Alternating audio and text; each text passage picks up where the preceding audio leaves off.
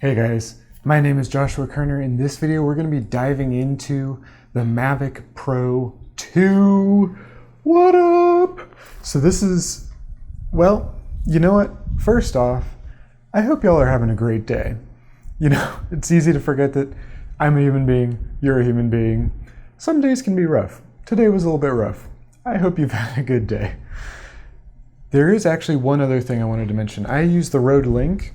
And I can't remember the name of this lav mic, but I think I want to try to plug this into my Rode Link and do some audio tests. So I'm going to do that at some point during the video, see what that's like. Let me know in the comments what you think about that.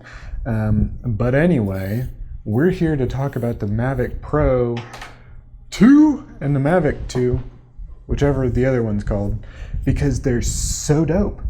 You know, Hasselblad was bought by DJI I want to say 18 months ago, 12 to 18 months ago.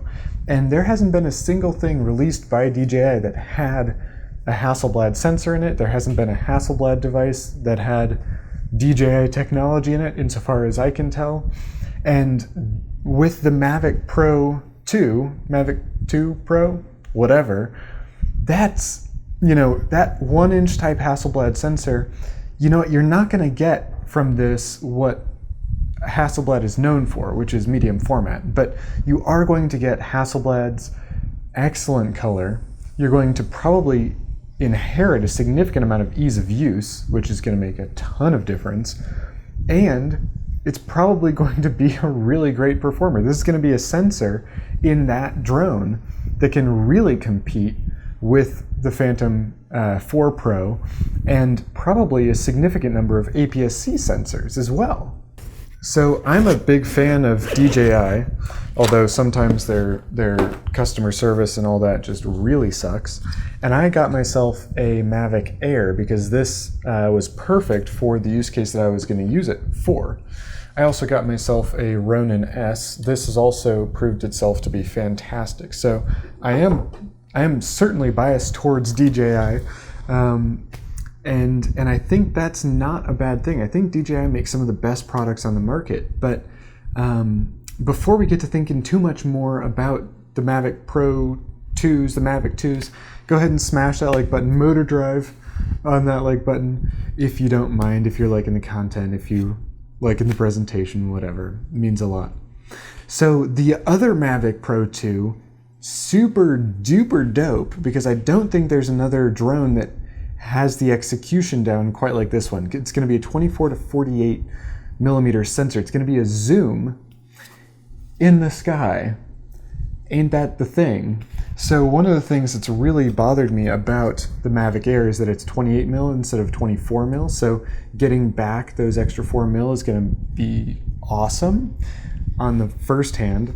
On the second hand, being able to get to a normal range a normal range focal length is going to be awesome. Like, that puts so much more creativity, so much more creative control in the hands of the drone operator. Like, you suddenly don't need to get into an Inspire to get the same level of quality in terms of focal length adaptability, right? Now, there are some rumors that that's going to be interchangeable. That might be like the rumors that, you know, a car mount is going to come out for this thing, because there's a lot of talk about it, but DJI hasn't done anything about it. It's been a minute. So, you know, maybe that's going to be a down the line kind of thing. I think that they should, because that would be dope. I don't think it's going to happen. At least a ways not on the Mavic Pro 2. So, 1-inch type sensor and a model, that's one model, and a separate model with a zoom. That's a really interesting choice to have to make, because one is creative control in terms of focal length, the other is creative control in terms of low light, dynamic range, all that. I am intending on buying the one with the Hasselblad sensor because Hassie's a beast, and that's really the standout point for me. The biggest weakness of the Mavic Air, in my view, is the sensor size. And so I want a bigger sensor drone. I don't want a Phantom. I want something small and portable. This is perfect for that. I'm willing to make that jump down in terms of portability, but up in terms of production quality to the Mavic Pro 2 with that 1-inch type sensor. You know, there's a bevy of other improvements as well. You're going to get a crazy range out of it. I think it's like 5 miles or something. You're going to get, for the radio transmitter, you're going to get all direction APAS, sensor obstacle avoidance, awesomeness 2.0, which is dope. You're going to get another 5 miles per hour, I believe. I don't know what the kilometers per hour is, I'm sorry. Out of the motors, out of the battery, you're going to get a little bit longer flight time as well. 3 or 4 minutes, they're gonna say. Now, that being said, I think the Mavic Air was rated for right around 20 something minutes of flight time.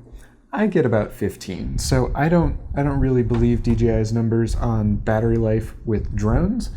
I do with the Ronin S. That's been really good so far, but it can hold a bigger battery without as much effort because the stresses that the drone goes through are much, much higher. So yeah, I am super excited. I think y'all should be too. It's going to be a couple of very compelling devices entering the market, and I really don't think that there are any competitors in the space that can get to that level of quality, get to that level of intentionality, and product design and user experience. Maybe not customer experience, but user experience. So I am super stoked. That's definitely going to be my next drone, and I have been wanting to, because one of the things I realized when I got this was that I got it for video, so I could do travel vlogging and stuff when I go on vacations with my buds and, you know, with people that I care about. And I ended up loving it more for the stills than for the video. And that's just because stills from the air are so much less of a, I mean, they've been around forever. In the mid-1800s, people were sending up balloons with, you know, medium and large format cameras with one exposure, with a time delay trigger that would snap, and then they'd have to follow it and catch it and bring it back and expose and see what they got. So aerial photography has been happening for a long time, but it feels like aerial photography rather than videography has not seen the same amount of prevalence, right? It feels like the video has been the much bigger concern for a lot of people, because video content creators and content creators for even other social platforms rather than just here on YouTube seem to prefer the video to the stills. And I started out as a photographer. That's where I, you know, got interested really quickly, just for giggles. I actually still have it. This is my first camera. This is the Rebel XS that I got many, many moons ago. And so I just really love the photography element, and that 1-inch sensor, that is going to mean a lot in terms of extra dynamic range and low light performance, and I'm really excited. I hope you are too. I'm really interested in what you have to say on the subject of these Mavic Airs. I didn't get around to testing the other mic, so I can't remember the name of this lavalier mic. Where did I put the other one? Here it is. So this is the lav mic that came with the Rode Link, and oh my gosh, it's all messed up.